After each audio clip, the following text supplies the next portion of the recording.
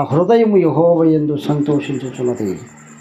నువ్వు ఏ స్థలం పుట్టింట్లో ఉన్నా, నువ్వు ఇంకా ఒక అత్తగారింటికాడ ఉన్నా, నువ్వు బంధువుల మధ్యలో ఉన్న, స్నేహితుల దగ్గరికి వెళ్ళినా, నువ్వు దేవుని యందు సంతోషించే బిడ్డగా ఉండాలని ఈ రాత్రి ప్రభు సెలవిస్తూ ఉన్నా. ఎక్కడ ఉన్న సంతోషము అక్కడ ఏదో మనం ఇక్కడ పుట్టిన నుంచి వచ్చేసామనేటువంటి వేదన, దిగులు, విచారాలు కలిగి ఉన్నప్పుడు మనము దేవుడిలో ముందుకు కుటుంబాన్ని నడిపించుకోలేము.